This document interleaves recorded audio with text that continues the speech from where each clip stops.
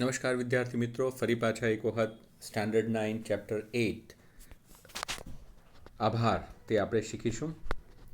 અહીં આ કવિતા છે, આપણે એક કાવ્ય છે. આ કાવ્ય જે છે તે સોનેટના સ્વરૂપમાં છે. તેમના લેખક જે ખરા તેમનું એકચ્યુઅલી ઉપનામ છે ઉષ્ણસ. એમનું કવિનું નામ જોવા જઈએ તો કવિનું નામ છે નટવરલાલ કુબેરદાસ પંડ્યા. એમનું ઉપનામ શું છે? ઉષ્ણસ. પિતાશ્રીનું નામ કુબેરદાસ. એમનો જન્મ વડોદરાના સાવલી ગામે થયો હતો. આ પણ વડોદરાના જ છે. તેઓ અધ્યાપક તરીકે અને આચાર્ય તરીકેની કામગીરી કરી હતી, એટલે બંને કામ કરી ચૂક્યા છે. પ્રોફેસર પણ અને પ્રિન્સિપલ પણ રહી ચૂકેલા છે. પ્રસૂન, નેપથ્યે, આર્દ્રા, મનોમુદ્રા, તૃણનો ગ્રહ, સ્પંદ, છંદ, ટિંકિણી, ભારત દર્શન, અશ્વસ્થ, રૂપના લય, વ્યાકુળ, વૈષ્ણવ, પૃથ્વીને પશ્ચિમ ચહેરે અને શિશુલોક એ તેમના કાવ્ય સંગ્રહો છે. તો ખૂબ કવિતાઓ લખી છે એમણે. ઘણા બધા કલેક્શન્સ ઓફ બુક એવા કાવ્ય સંગ્રહો એમણે લખ્યા છે. તેમની સમગ્ર કવિતા સમસ્ત કવિતા નામે પ્રગટ થઈ છે. તેમની જેટલી પણ કવિતાઓ છે તેને સમસ્ત કવિતાના નામથી પણ પબ્લિશ થઈ છે. સદમાતાનો ખાંચો એ તેમની સ્મરણ કથા છે. તેમણે સ્મરણ કથા પણ લખી છે. કઈ? તો કે સદમાતાનો ખાંચો. તેમને રણજીતરામ સુવર્ણચંદ્રક, સાહિત્ય અકાદમી અને સાહિત્ય અકાદમી દિલ્હીના પુરસ્કારો પણ એનાયત થયા હતા. મતલબ એવોર્ડ વિનિંગ એમણે કામો કર્યા છે, પુરસ્કાર મળે તેવા કામો કર્યા છે. પ્રસ્તુત કૃતિ જે છે આભાર, એ આભાર કૃતિનો પ્રકાર છે સોનેટ. તો આ યાદ રાખવાનું છે, આ પૂછી શકાય. તો સોનેટ કાવ્ય રૂપમાં કવિ પોતાની અનુભૂતિ એટલે કે પોતાના એક્સપિરિયન્સ 14 પંક્તિની મર્યાદામાં વ્યક્ત કરતો હોય છે. તો આમાં સોનેટની એક ખાસિયત છે. સોનેટ કોને કહેવાય? તો કે 14 પંક્તિ. ટોટલ કેટલી પંક્તિ હોવી જોઈએ? 14 જ પંક્તિ હોવી જોઈએ. એની લિમિટમાં 14 લાઇન્સની અંદર જ એણે પોતાનું જે પણ કહેવાનું હોય તે રજૂ કરવાનું હોય છે. અને તેમાં પણ અંતિમ બે પંક્તિઓમાં સમગ્ર કાવ્યભાવ વ્યક્ત કરતી અસરકારક ચોટ કરતો હોય છે. મતલબ એકદમ ઇફેક્ટિવનેસવાળી બે છેલ્લી લાઈન હોય કે જે આખી કવિતા, આખી જે પોએમ છે તે આખી પોએમનો સાર એટલે એનો મોરલ આવી જવો જોઈએ એની અંદર. એ રીતની હોય છે.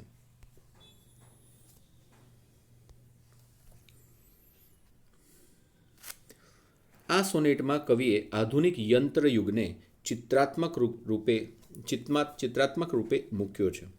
તો યંત્રયુગ એટલે મેકેનાઇઝડ વર્લ્ડ જે આજનું થઈ ગયું છે, યંત્રવત જીવન થઈ ગયું છે, એને એક પિક્ચરના સ્વરૂપમાં એટલે ચિત્રાત્મક સ્વરૂપમાં રજૂ કર્યું છે.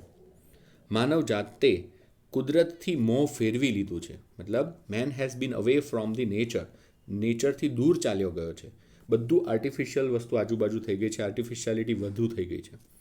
પણ કુદરતે તેનો આદિમ મહિમા, કુદરત એટલે નેચરે પોતાનો જે એન્શિયન્ટ, આદિમ એટલે આદિકાળનું, જૂનું, પુરાતન, એ મહિમા એટલે એનું પોતાનું ઇમ્પોર્ટન્સ ગુમાવ્યું નથી. કવિ પ્રકૃતિ તરફ આભારની લાગણી વ્યક્ત કરે છે. કવિ જે છે તે થેન્ક્સ કરે છે. કોને થેન્ક્સ કરે છે? નેચરને. એના તરફ આભારની લાગણી વ્યક્ત કરે છે. હી ફીલ્સ ગ્રેટિટ્યુડ. કાવ્યની પ્રથમ પંક્તિમાં જ કવિ લખે છે કે અમે તો આકાશો ભણી ભીંત કરી હતી. એટલે અમે તો આકાશ તરફ દિવાલ, ભીંત એટલે દિવાલ ચણી હતી એટલે બનાવી હતી, ભીંત કરી હતી. પહેલાં તો પીઠ કરી એટલે to go away from the nature, and second to construct a wall, ભીંત ચણવી એટલે દિવાલ બનાવી હતી. છતાં અમારા ઘરની છેક ભીતર હજુ, છતાં પણ અમારા ઘરની ભીતર એટલે કે અંદર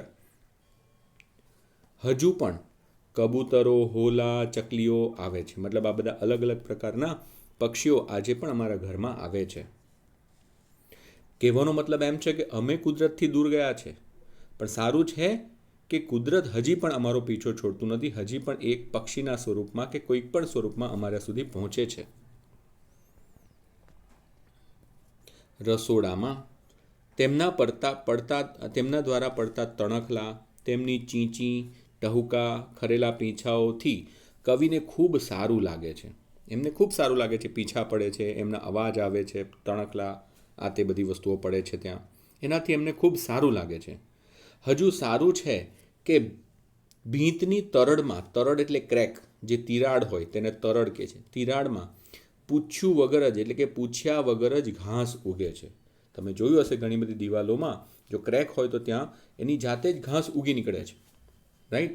તો એ ઘાસ ઉગી નીકળે છે તો તે પણ એકચ્યુઅલી કુદરતનો જ મહિમા છે. કશે પણ ક્રેક હશે આવી રીતના દિવાલમાં કશે તો ત્યાં એની જાતે જ તણકલું પોતાનું ડોક્યું કરે છે, એની જાતે ઉગે છે. મતલબ નેચર કમ્સ ટુ અસ એમ કહી શકાય. તરળમાં પૂછ્યા વગર જ ઘાસ ઉગે છે. આમ માણસે ઊભી કરેલી કૃતક કઠોર ભીંતોને પણ તોડીને પ્રકૃતિ તેની પાસે દોડી આવે છે. કહેવાનો મતલબ છે કે આ માણસે કરેલી કૃતક કઠોર એટલે કે ખૂબ જ કઠોર એટલે કે હાર્શ જે દિવાલો બનાવી છે એ દિવાલોને પણ તોડીને કુદરત એમની પાસે એટલે કે પ્રકૃતિ એમની પાસે દોડી આવે છે. અંતિમ 2 પંક્તિઓમાં આખા કાવ્યની ચોટ ધારદાર રીતે વ્યક્ત કરતા એટલે કે ઇફેક્ટિવ, ધારદાર એટલે જેની ઇફેક્ટિવ હોય તે ઇફેક્ટિવનેસ ચોટ કરતા કવિ લખે છે કે માટીએ તેનામાં હજી પેલા આદિમ મૂળો સાચવી રાખ્યા છે. મતલબ જે માટી છે તે માટીની અંદર પહેલાંના જે જૂના જમાનામાં જે ટ્રીઝ હતા જેને માણસે ડિસ્ટ્રોય કરી નાખ્યા છે એ બધા ટ્રીઝના મૂળ હજી પણ એને સાચવી રાખ્યા છે, એના રૂટ્સ હજી પણ સાચવી રાખ્યા છે. કહેવાનો મતલબ છે કે કુદરતે પોતાનો સ્વભાવ છોડ્યો નથી. કુદરત હજી એ આપણી તરફ આવવા માંગે છે. જેથી વાડે છોડે પ્લાસ્ટિકના ફૂલો ખીલતા નથી. અને એ જ કારણ છે એ માટીની અંદર છુપાયેલા જે આદિમ મૂળો છે તે જ કારણ છે કે આજે પણ જે વાડ છે છોડ પર છે, વાડ એટલે જે ફેન્સ કરેલી હોય, બરાબર, અને જે વાડ હોય અથવા છોડ હોય, છોડ એટલે પ્લાન્ટ હોય, તેના પર હજુ પણ પ્લાસ્ટિકના ફૂલ નથી આવતા. ત્યાં હજી પણ કુદરતી ફૂલો જ આવે છે. ફૂલ એટલે પુષ્પ. માણસ ભલે બદલાયો પણ પ્રકૃતિએ તેના ગુણધર્મો જાળવી રાખ્યા છે. માણસ આજે કઠોર થઈ ગયો છે, નિષ્ઠુર થઈ ગયો છે. એ કુદરતને કશું ગણતો નથી, એને ડિસ્ટ્રોય કરે છે. એને એ ખબર નથી કે કુદરત વિના એનું પોતાનું અસ્તિત્વ પણ શક્ય નથી. છતાં પણ આજે કુદરતે એટલે કે પ્રકૃતિએ પોતાના ગુણધર્મો જાળવી રાખ્યા છે. ગુણધર્મ એટલે કેરેક્ટરિસ્ટિક્સ અથવા તો પ્રોપર્ટી.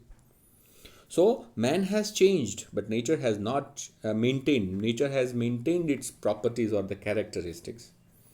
એ બદલ કવિ આભારની લાગણી વ્યક્ત કરે છે. The poet wants to thanks on that note. એટલે કે એ વસ્તુ માટે એના બદલામાં on that behalf એ લાગણી વ્યક્ત કરે છે આભારની. તો ચાલો જોઈએ કુદરતનું એક સરસ મજાનું એક સોનેટ. સોનેટ એટલે તમે જોઈ શકો છો આની અંદર કેટલી પંક્તિ છે. તો તમે ગણશો તો એ પંક્તિ આવશે ટોટલ કેટલી? 14 પંક્તિ. ચાલો તો પ્રથમ પંક્તિથી ચાલુ કરીએ. અમે તો આકાશો તરફ ભીંત કરીતી ભીંત ચણી અમે તો આકાશો ભણી પીઠ કરીતી ભીંત ચણી. ખૂબ સરસ રાઈમ બેસાડેલી છે લોકોએ કે અમે તો આકાશ તરફ પીઠ કરી હતી એટલે વી મૂવડ અવે ફ્રોમ દેટ. આપણે કોઈનાથી દૂર ભાગીએ એટલે આપણી પીઠ પેલા લોકોની બાજુ હોય. પીઠ એટલે આપણું જે બેક છે એ એમની બાજુ રહી. ભણી એટલે તરફ, એમના તરફ. અમે તો આકાશ તરફ અમારી બેક એટલે કે પીઠ કરી હતી. કેવી રીતના? તો કે ભીંત ચણીને, બાય કન્સ્ટ્રક્ટિંગ. ભીંત એટલે વોલ, બાય કન્સ્ટ્રક્ટિંગ દિવાલ. ચણવું એટલે કન્સ્ટ્રક્ટ કરવું.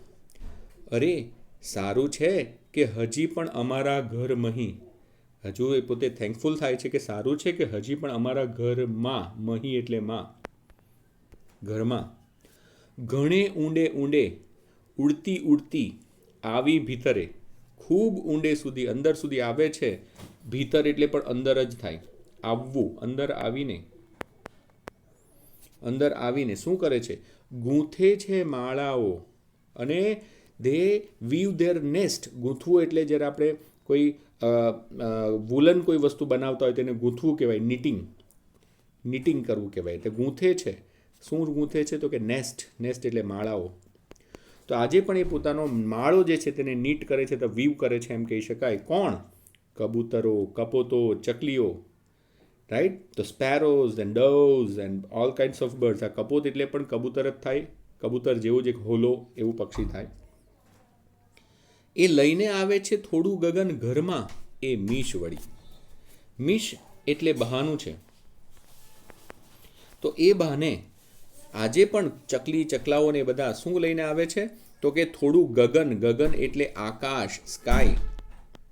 થોડું આકાશ લઈને આવે છે મારા ઘરમાં. એનો મતલબ કે થોડી પ્રકૃતિ, થોડા નેચરને લઈને આવે છે. પોતે આવે છે તો પોતે નેચરલ જ છે, તો નેચરને મારા ઘર સુધી લાવે છે એમ કહી શકાય. અમો સૌના ઋણી, we are grateful to all. ઋણી હોવું એટલે કોઈના માટે ગ્રેટિટ્યૂડ ફીલ કરવું. We are grateful to them, right. Indebted, અમે ઇન્ડેટેડ છે એટલે કે એમના ઋણી છીએ. નભતી ઘરમાં જેથી નભતા, કે આ ચકલી કપોતો આ બધા લોકો અમારા ઘરમાં નભે છે એટલે કે રહે છે, અને તેથી જ અમે પણ રહી શકીએ છીએ.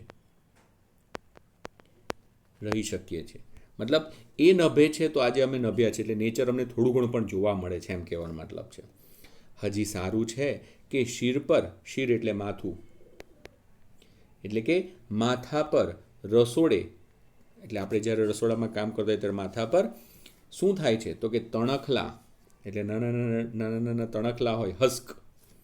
ઝીણી ચીંચી ટહુકા એટલે કે પક્ષીઓના અવાજ. આ ટહુકાને જુદી સ્પેલિંગ લખેલ છે, ખરેખર કે લખાય શું? ટહુકો, આમ લખાય, ટહુકો અથવા ટહુકા, પણ અહીંયા જરા રાઇમિંગ બેસાલ છે, ટહુકા. મલમલી પીછાઓ ખરી પડે છે, તો બર્ડના અવાજ આવે છે.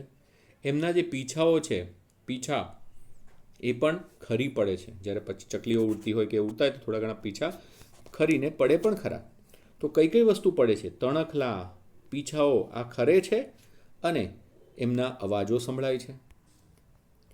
હજીએ આવે છે વનની લીલી કહેવા પરિકથા, જાણે કે they are coming us to remind the story of the forest. જે વનની લીલી એટલે એક જમાનામાં ફોરેસ્ટ બધી જગ્યાએ હતા, જંગલો હતા, તે યાદ કરાવવા માટે જાણે કે અમને આવે છે ને અમને યાદ કરાવે છે એમ કહી શકાય. તો એ આવે છે તો યાદ આવે છે, એ નહીં આવતે તો કદાચ કુદરતને અમે ભૂલીએ જતે. હવામાં આઘેનું પરણ, અહીં પરણનો મતલબ છે પર્ણ. આઘેનું એટલે દૂરનું. હવામાં દૂરનું પર્ણ મનમાં છેક ખરતું. મતલબ એક જમાનામાં જે જંગલો હતા, the trees that use to be there many years ago, તો એનું પર્ણ એટલે કે પાંદડું આજે પણ ખરે છે, મતલબ એની યાદ આવે છે. કહેવાનો મતલબ છે ખરેખર અત્યારે કોઈ દૂરનું પાંદડું મનમાં ખરતું નથી, ખરવું એટલે પડતું નથી, મનમાં ખરે છે, મતલબ કે યાદ આવે છે. તો હું એમ કહું છું કે એ વસ્તુને એટલા હદે શું કામ આપણે ડિસ્ટ્રોય કરવું જોઈએ નેચરને, કે આપણે એની યાદ કરવી પડે ખાલી સ્ટોરી બુકમાં કે પછી પિક્ચરમાં જ આપણને નેચર જોવા મળે. આપણે તરસીએ છીએ આજની તારીખમાં કુદરતી સિનરીઓ જોવા માટે, તો કુદરતને આપણાથી આપણે ખૂબ દૂર કરી દીધું છે એમ કહી શકાય. આજે પણ આપણે કશે ફરવા જઈએ તો ક્યાં જઈએ? તો મોટા હિલ સ્ટેશન પર જઈશું, કોઈ જગ્યા સી શોર પર જઈશું, બીચીસ પર જઈશું, કેમ કે ત્યાં કુદરત છે અને કુદરત પાસે એક પ્રકારનો હીલિંગ પાવર છે. એ હીલિંગ પાવરને લીધે વી ફીલ ગુડ. તો એ નેચરને આપણી આજુબાજુમાં કેમ નહીં વસાવીએ? આપણે શું કામ એને દૂર કરી દઈએ છીએ? જ્યાં વાડીઓ હોય, જંગલો હોય, તે બધાને આપણે સાફ કરીએ છીએ અને વી આર કન્સ્ટ્રક્ટિંગ, નવા પ્લોટ બાંધીએ છીએ, નવી સોસાયટીઓ કન્સ્ટ્રક્ટ કરીએ છીએ. તો એનાથી શું થાય છે? We are destroying the nature around us, જેને આપણે રિસ્ટોર કરવાની જરૂર છે.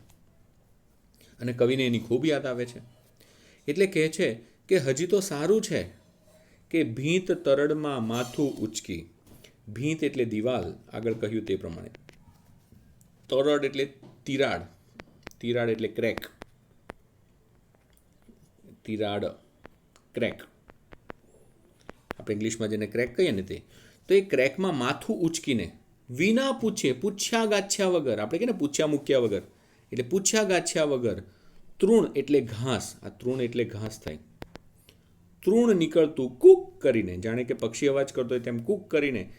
નાનું બચ્ચું જ્યારે સંતાઈ જાય ત્યારે કેવું કરે? આમ સંતાઈ જાય પછી અચાનક કૂક એમ કરે, એટલે કે બહાર નીકાળે છે પોતાનું ડોકું, પૂછ્યા મૂક્યા વગર દિવાલમાંથી ઉગી નીકળે છે દિવાલની ક્રેકમાં. એટલે છેલ્લે કહે છે ભલું કે મિટ્ટીમાં હજી વન તણા આદિમ મૂળો. ભલું છે એટલે કે સારું છે કે માટીમાં હજી પણ જે વન તણા એટલે વનના, જંગલના, આદિમ મૂળો એટલે કે જૂના આદિકાળના જૂના સમયના એ મૂળ, એના રૂટ્સ હજી એ વાડે રૂટ છે કે જેથી હજી પણ વાડે છોડે નથી ઉઘડતા. ઉઘડતા એટલે ખીલતા.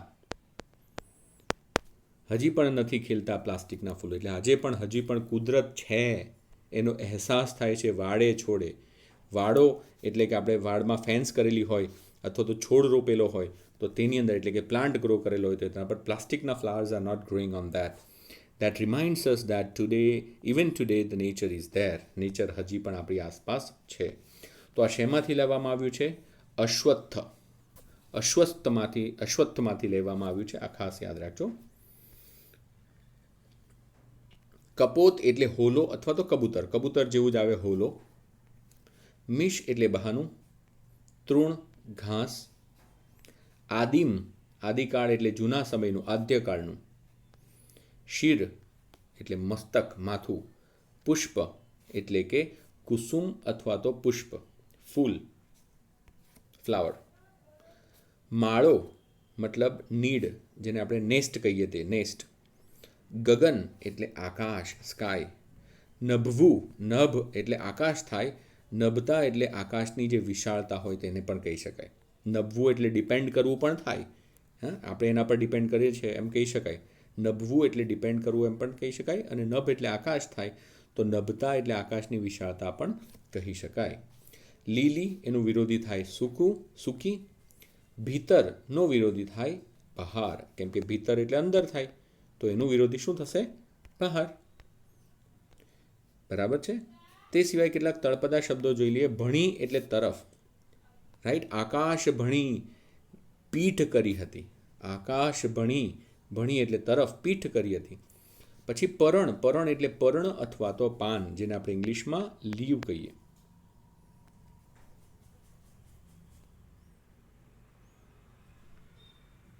તો આ સાથે આપણું આ જે ચેપ્ટર છે તે કમ્પ્લીટ થાય છે. ઓકે, નમસ્કાર.